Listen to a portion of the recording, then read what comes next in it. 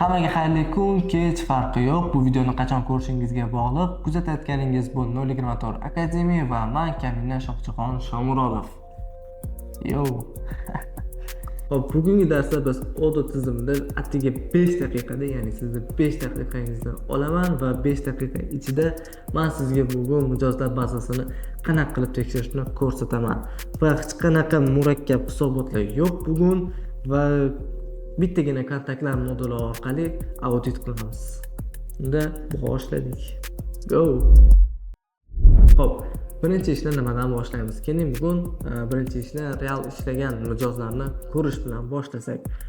Hop, buning uchun avvalambor Odoo bazamizga kirib olamiz va bundan keyin Contacts moduliga kiramiz. Boya o'tganimdek Contacts moduliga kiramiz va bu yerda ko'rasiz bir nechta kontaktlar bor.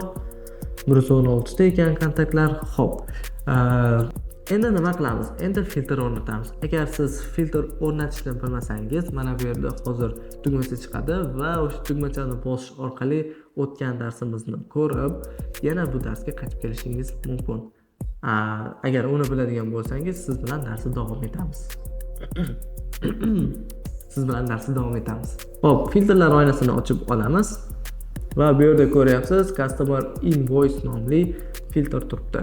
Va bugun biz shu filtrni tanlaymiz. Hop, Customer Invoice filtri bizga nimani ko'rsatadi? Bu filtr bizga kamida bitta invoice qilgan kontaktni ko'rsatadi. Ya'ni bu yerda siz haqiqatdan ham savdo qilgan mijozlarni ko'rishingiz mumkin. Endi shu ro'yxatga qarab biz savol berishimiz mumkin. Ularning ichida nechtasi kompaniya, nechtasi jismoniy shaxs. Shu orqali biz mijozlar bazasini real ishlayotgan qismini ko'ramiz. Xo'p, keyin esa menejerlar bo'yicha tahlil. Buning uchun nima qilamiz? Filtrlar oynasini ochamiz va bu yerda salespersonni tanlaymiz.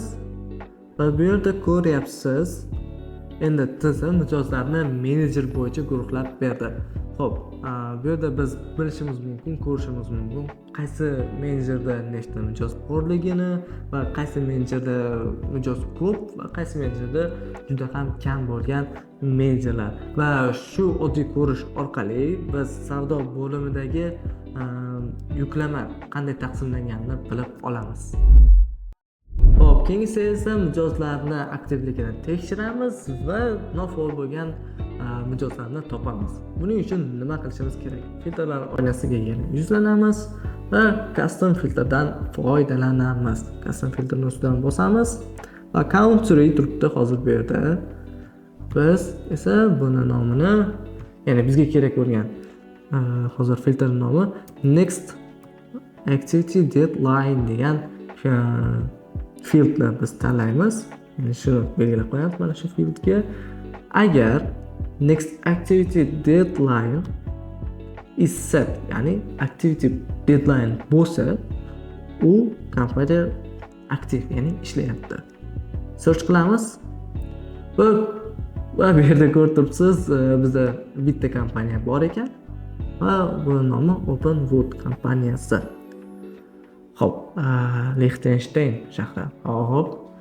Endi men nofaol mijozlarni qidirmoqchiman. Buning uchun nima qilamiz? Next Activity Deadline mana bu yerda ko'ryapsiz. Bu yerda mana ustiga olib borganingizda qalamcha bor. Mana shu qalamchani bosish orqali filtrga o'zgartirish kiritamiz. Hozir bu yerda o'zi is not equal to degan formatni tanlagan. Biz uni tanlamaymiz. Is not set deb tanlaymiz. Agar Next Activity Deadline qo'yilmagan bo'lsa, ya'ni bizda keyingi deadline bo'lmasa, u mijoz bizda nofaol. Lekin mana bu yerda ko'rasiz, bir nechtasida bular oldin biz bilan ishlagan, lekin bularni qayta tiklashimiz mumkin. Va ko'ryapsiz, bu yerda bir nechta shaxslar va jismoniy shaxslar va kompaniyalar nofaol. Bu juda yomon degani va savdo jarayonida nazorat yetishmayotganini ko'rsatadi. Xo'p, ko'rib turganingizdek, atigi 5 daqiqada, balkim 7 daqiqa sizning vaqtingizni o'g'irlagan bo'lishi mumkin, lekin bir narsani aytishim kerak, siz mana shu 7 daqiqaning ichida real ishlagan mijozlarni ko'rishni, ularni topishni o'rgandingiz, menejerlar bo'yicha tahlil qilishni o'rgandingiz, aktiv va nofaol bo'lgan mijozlarni topishni o'rgandingiz va men o'ylaymanki video sizga manfaatli bo'ldi. Bu videoni do'stlaringiz bilan ulashing va unga like bosing, kanalimizga obuna bo'ling, kommentariyalar yozing va bizni shu orqali qo'llab-quvvatlang. Darslarimiz shulardan iborat edi. Ajratgan vaqtingiz uchun rahmat va keyingi darslarda ko'rishgunimizcha xayr. Sog' va salomat bo'ling. Goodbye.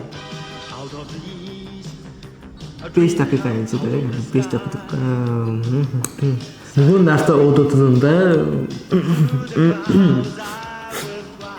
audio bazamizga kirib olishimiz kerak va boya aytgandek kontakt. Okay. Yo'ldan sal